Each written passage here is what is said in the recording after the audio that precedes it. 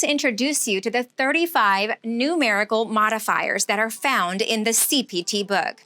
Reference the inside front cover of your CPT, and I mean the very inside. Inside front cover. On the left-hand side, you'll see a black bold title that's called Modifiers. The first modifier you will see is a 22. The last modifier you'll see is a 99. If you count them all up, you'll have 35. I want to emphasize that these modifiers are numbers only. There are no letters in a modifier belonging to the CPT book. Before we dive into the modifiers, I want to tell you a little story. Picture in your mind that there's a hysterectomy going on in that OR or operating room. The physician is performing a hysterectomy and all goes well. He closes up the patient and hands the patient off to the head nurse. He goes downstairs and begins to visit with the other surgeons there in the doctor's lounge. When all of a sudden, the head nurse comes running in and screams, "Doctor, doctor, hurry up. Come back with me." And I mean, he gets up with a vengeance, just hurrying and chasing back behind her, down the hallway and up the elevator and to the second floor. And he's on his way, she's explaining to him the patient is hemorrhaging. And what could happen if the patient continues to hemorrhage? She could die, that's what. So bet your bottom dollar that he is absolutely stressed out. Major stressed out, he's got to get in there and save her life. He can't just run in there and help her. He's got to re-glove, re-scrub back in and re-clothe, and he's doing this all in a huge hurry. He gets into the OR and patches her back up, and thank goodness her vitals get back to normal and all is well. Understand that for a living, you are going to be reading stories, much like the one I just described. Your job will be to abstract from the story what is wrong with the patient, ICD-10. What did they do to fix your patient? CPT. What supplies were used to help fix that patient? HCPCS. Those are the 3 books that you'll be using. But here's the thing. What if we're not allowed to send words or use words with the insurance companies? Because that's the situation. We're not allowed. You see, the insurance companies don't want to hear words from us. They want us to speak to them in code. We can only supply them codes. So what we do is we turn words into numbers and tell them very factual stories using ICD-10, CPT, and HCPCS. But what if we had something else to say?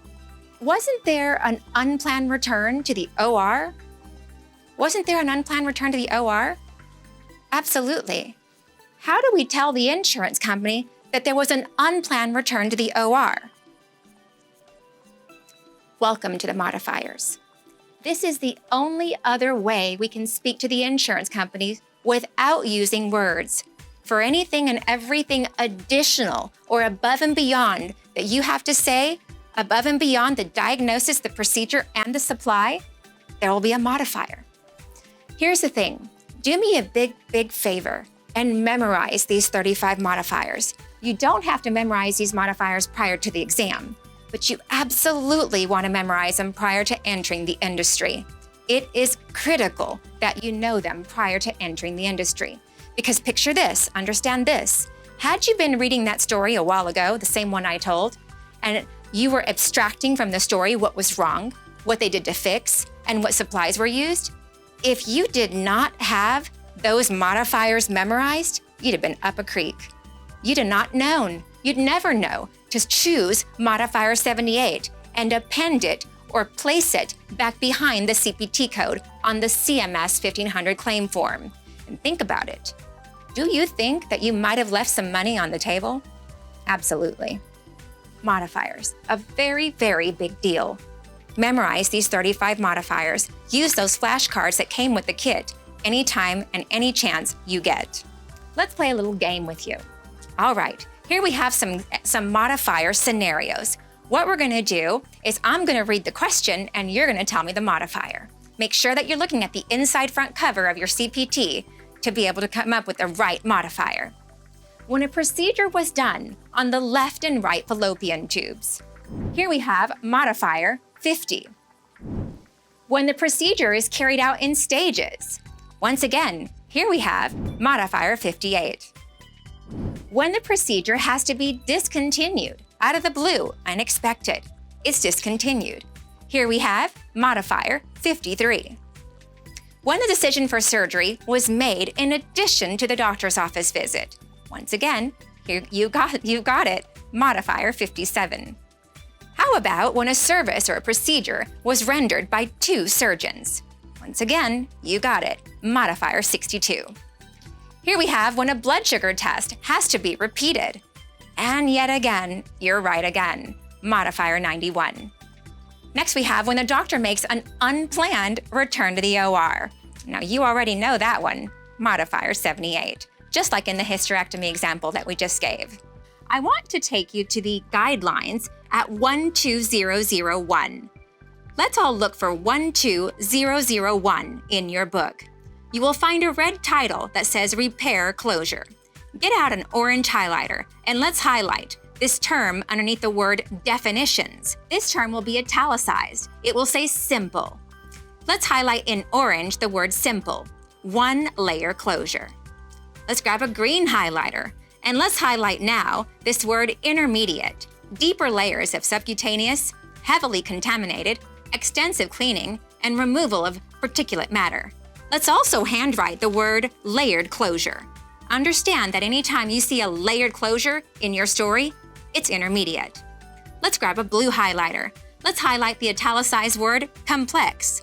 Let's also highlight such words as scar revision, debridement, traumatic lacerations, extensive undermining, stents, retention sutures. All right, next, with your handwriting, with a dark black or bold pen, something dark, something that you can see, I'd like you to reference this code 12001 to 13153. At the very top of those pages, wherever they may lie, I'd like you to handwrite a guideline. You're going to write add repairs together if in the same box or family. This goes to teach you that anytime you have repairs or multiple repairs that show up in the same box or family, you may add them together. Moving on to this next slide, now that we've got the guideline. In your book, code 13120, this gives us a repair complex of the scalp, arms, or legs. Now remember, they're not going to give you the word or the term intermediate or complex. They tend to give you just the buzzwords. So be sure and use your definitions that you highlighted in blue. Since repair complex is in blue, read your blue definition. Is there any repair complex in this story of the scalp, arms, or legs? As a matter of fact, there is. Because if you refer to the definitions, sure enough, in blue, you'll find this word retention sutures, giving you a complex. And it says arms, the elbow is part of the arm, so that's perfect. But does the measurement work out? At 13120, here we have 1.1 to 2.5. Sure enough, the measurement is 2.5. This is perfection. B and D totally looking great so far. Next up here, we have code 12051. We're going to 51 as opposed to 52 because 51 is smaller than 52. In your book, code 51, this gives us a 12051. This is a repair intermediate of the face, ears, eyelids, nose, lips, measuring between 2.5 or less. On the board, we've got a repair, removal of particulate matter, and that's going to count as an intermediate, once again, using your definitions. However, the body part, does that still work? It says here, nose. Absolutely, it still works. But what about the measurement? Unfortunately, it's not going to work, because here at 51, we've got 2.5 or less, and the story says 4 centimeters. All right, we scratch out D. It must be 12052. It must be, right? At 12052, here we have a repair intermediate of the nose, as we know. But what about the measurement? Here we have 2.6 to 5.0. Sure enough, 4 centimeters fits perfect inside that range. And once again, to teach you through, code 12011 in your book, code 12011. This gives you a simple repair of the face, ears, eyelids, nose, lips. In this story, do we have yet another repair? A simple repair of the face? Absolutely. We have here a cheek and a forehead, both being part of the face. But do the measurements work out? Because the forehead had 1.5 and the cheek had 1 centimeters. Now remember, if these repairs are in the same box or family, you can add them together. 1.5 plus 1.0 is 2.5. At 12011 in your book, the measurement is 2.5 or less. Once again, this is perfection. We pick B and keep it moving. But wait a minute. Oh my goodness, what have we done wrong? We took too long. What?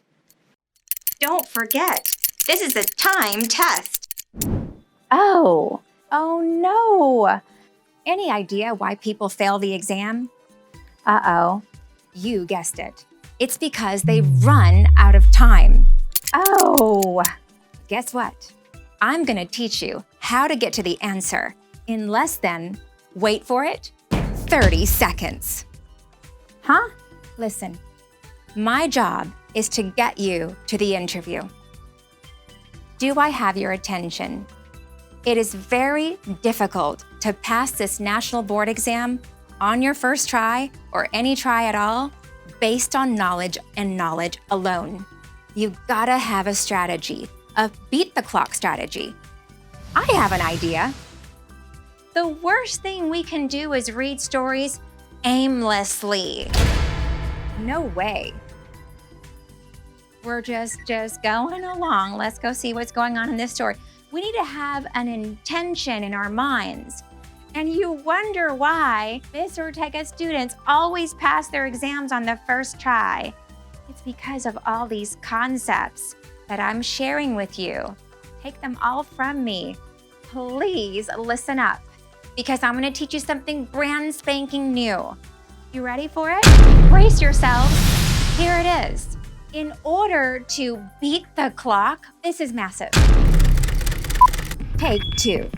Why don't we, on this next go-around, I'm giving you back the same exact story. I want you to start applying this next strategy.